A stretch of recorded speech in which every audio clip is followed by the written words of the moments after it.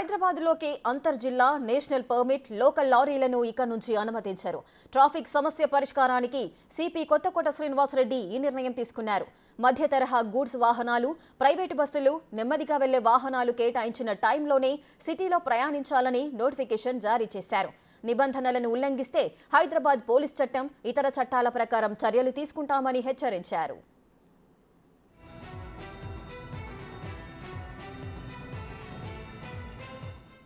సిటీలో ట్రాఫిక్ సమస్యను తగ్గించడంపై దృష్టి పెట్టాలని సీఎం రేవంత్ రెడ్డి ఆదేశించడంతో పోలీసులు అలర్ట్ అయ్యారు. రద్దీకి కారణాలు, సమస్యలను తగ్గించడంపై దృష్టి సారించారు. ఆర్టీసీ బస్సులు బస్టాప్లో కాకుండా నడి రోడ్డుపై ఆపి ప్రయాణికులను దించొద్దని సూచించారు. వాహనదారులు ఖచ్చితంగా లైన్లను అనుసరించాలి. కమర్షియల్ వెహికల్స్, ట్రక్కులకు పార్కింగ్పై కూడా 24 గంటలు నిషేధం ఉంటుంది. నగరంలోని మొత్తం 94 మార్గాల్లో ఈ నిబంధనలను వర్తింపజేస్తారు.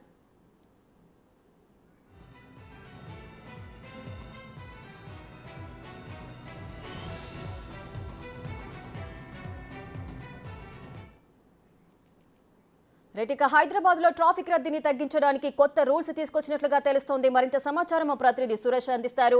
రైట్ సురేష్, చెప్పండి. ఈ ట్రాఫిక్ నిబంధనలకు సంబంధించి, అదేవిధంగా ట్రాఫిక్ ని తగ్గించడానికి కూడా కొన్ని కొత్త రూల్స్ తీసుకొచ్చినట్లుగా తెలుస్తోంది. ఏంటా రూల్స్?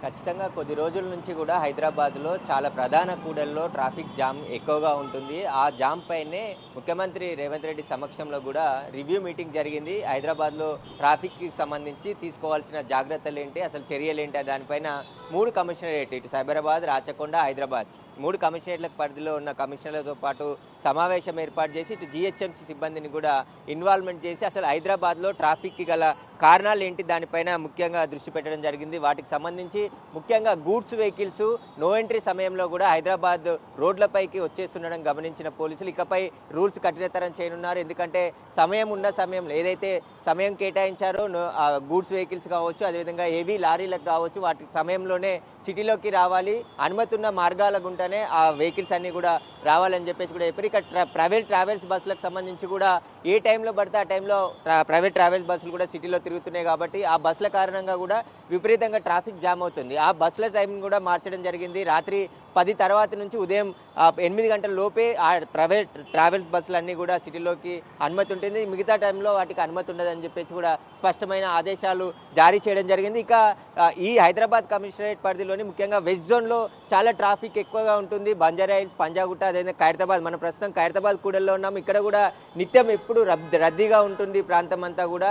ఎక్కువగా వెహికల్స్ కొన్ని నో ఎంట్రీ సమయంలో వచ్చే వెహికల్స్ అన్నిటికీ కూడా ఈ ట్రాఫిక్కి ఇబ్బంది కలిగించే అవకాశం ఉండడంతో వాటిపైన చర్యలు తీసుకుంటున్నామని చెప్పేసి కూడా పోలీసులు చెప్పడం జరిగింది. ఇక ట్రాఫిక్ కానిస్టేబుల్స్ కూడా, ట్రాఫిక్ కానిస్టేబుల్తో పాటు హోంగార్డ్స్ కూడా ప్రతి సిగ్నల్ దగ్గర ఖచ్చితంగా అందరూ అందుబాటులో ఉండాలి, ట్రాఫిక్ నియంత్రించడంలో అందరూ భాగస్వామ్యం పంచుకోవాలని చెప్పేసి ఇప్పటికే ఆదేశాలు ఇవ్వడంతో ఖచ్చితంగా ప్రతి సిగ్నల్ దగ్గర కూడా ట్రాఫిక్ పోలీసులు ఉండి ట్రాఫిక్ని ఎప్పటికప్పుడు రూట్ క్లియర్ చేసే భాగంగా అందులో పాల్గొంటున్నారు. దీనికి సంబంధించి సీఎం కూడా తన కాన్వాయ్కి సంబంధించి వెహికల్స్ని కుదింపు చేయడం జరిగింది. తను వచ్చే సమయంలో ట్రాఫిక్ని ఇబ్బంది పెట్టకుండా ఎక్కువ సమయం ఆపకుండా వదిలేయాలని చెప్పేసి కూడా ఇంత గతంలోనే ఆదేశాలు ఇవ్వడంతో ట్రాఫిక్ పోలీసులు దాని కోణంలోనే దృష్టించలో పెట్టుకొని ఇక్కడ ట్రాఫిక్కి సీఎం వచ్చే సమయంలో 1 నిమిషం లేదా 2 నిమిషాల సిగ్నల్, గ్రీన్ సిగ్నల్ ఉండే విధంగా చూసుకుంటూ చర్యలు తీసుకొని ఇతర ట్రాఫిక్కి ఇబ్బంది లేకుండా చర్యలు చేపట్టడం జరిగింది. మొత్తానికి ఈ హైదరాబాద్లో ఈ కొత్త రూల్స్ అన్నీ కూడా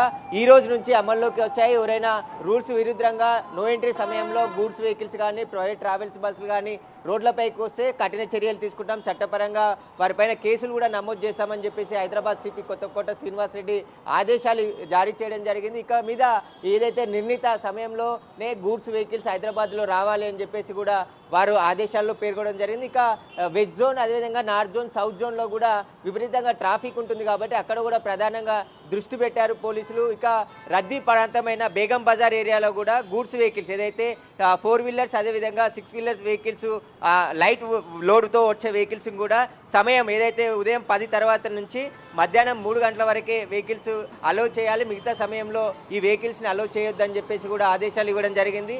మొత్తానికి ఎందుకంటే చాలా రోజుల నుంచి కూడా ట్రాఫిక్ సమస్య పెరుగుతూ వస్తుంది.